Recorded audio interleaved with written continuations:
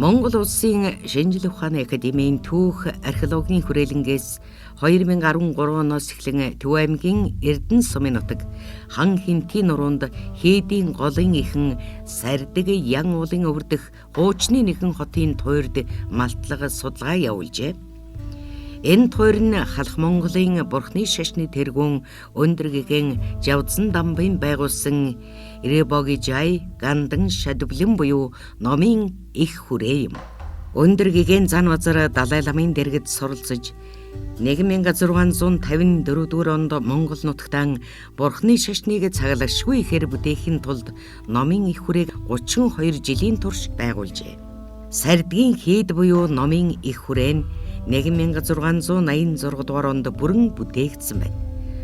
Өндөр гэгэн зан базрын 5 насны сүүдэр тохиосон 1639 дугаар онд туглаан дагуулсан заан шинжийн төрхтэй их Монгол уулын өвөрт орших Ширээ цагаан нуурын хөвөнд өдгөөгийн нийслэлийн анхны шавыг тавьсан байдаг. Одоо Сардгийн Хийдийн дурсгалд 12 барилгын туйр, 3 суурхны туйр ба шорон хэрмийн үлдэгдлүүдээс бүрдэнэ.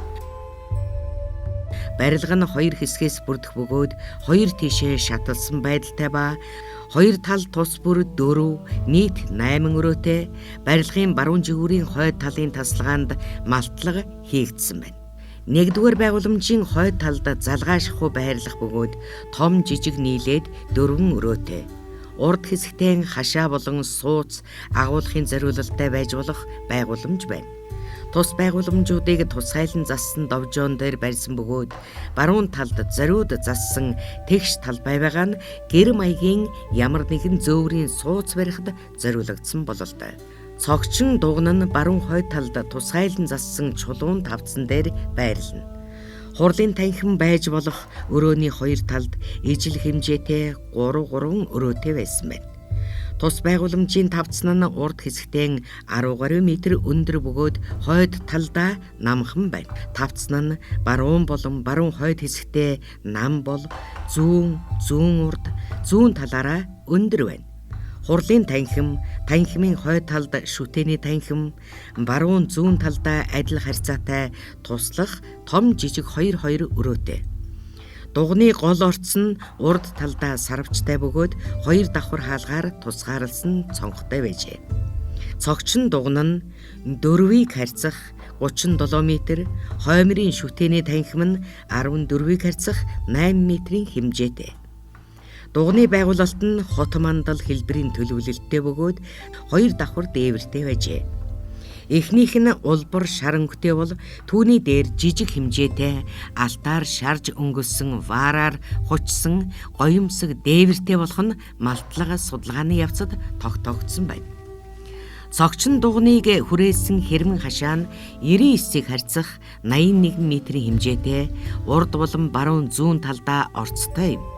Хэрмийн урд хан болон баруун зүүн хаалганаас урагшаа хэсэг нь 5 м-ийн өргөнтэй. Чулуу шавар хольж барьсан байна. Мөн хэрмийн баруун урд булан хэсэг нь чулуун өрлөгтэй байсан бөгөөд харьцангуй сайн хадгалагджээ. Хэрмийн урд хананд малтлага хийхэд дотор талдаа 1 м өргөн чулуун хан хийж гадна талыг 2.2 м өндөр чулуун суурин дээр шавар дэлдэж зарим газар модон оруулга хийжээ. Хэрмийн урд хаалганд малтлага хийхэд түүний гадна талд 3.5 м өндөр 2 талаас өгсөж гардаг 16-аас 17 гишүүр бүхий шаттай болох нь мэдэгдсэн. Урд хаалганы өргөн нь 2.2 м, төмрөөр хийсэн булан нуустай, модон босхтой, хаалганы өндөр нь 2.2 м байсан бололтой. Хэрмийн баруун зүүн хаалганаас хойших хан болон хойд хананд тулган барьсан өрөөнүүдтэй бөгөөд шашны ямар нэг зан үйл үйлддэг байсныг илтгэх дурсгал илэрчээ. Хэрмийн зүүн талд тусгайлан зассан давхар чулуун тавцсан дээр барьсан байгууламж байжээ. Доод талын довжооны урд хэсгээс залгасан чулуун хашаатай бөгөөд хашааны урд талд нь гол орц байсан нь мэдэгдэнэ. Тус байгууламжийг баг зэрэг зүүн урд зүг рүү төлөвлөжээ. Хэрмийн зүүн хойд буланд залган байрлах бөгөөд 5 дугаар байгууламжийн адил зүүн урд зүг харсан байдалтай төлөвлөжээ. Уг байгууламж тусгайлан зассан чулуун тавцан дээр 2 өрөө бүхий байгууламж бөгөөд барилгын тавцангаас залгасан чулуун хашаатай, хашааны урд хананд орц байсан оромтой. Тус хашааны баруун зүүн талын хананд тулган хийсэн жижиг өрөөнүүдтэй байжээ. Барилгын зүүн талд 2 барилга байсан бололтой чулуун ханны үлдэц мэдэгдэж байна. Нэгдүгээр байгууламжийн зүүн урд болонд залган байрлах бөгөөд бусдаас арай онцгой зүүн хойноос баруун урагшаа чиглэлтэй байхаар төлөвлөжээ. Барилга нь дундаа нэг тасалгаатай бөгөөд тасалгааны гол орц байсныг гэрчлэх ором үлдэжээ. Хийдийн өмнө хэсэгт давхурлагт цац маягийн зэрэгцээ 3 шарилын суврагыг сүрлэг байдалтай босгосон байна. Сардгийн хийд нь 1688 дугаар оны үед халх ойрдын хоорондын их самууны үед ойрдын цэрэгт шатаагдан сүйтгэгдсэн юм. Монголын түүхэнд хамгийн их хүч зарцуулан бүтээгдэж хамгийн охор богино хугацаанд номын дуу хурсан эмгэнэлт түүх ийм буюу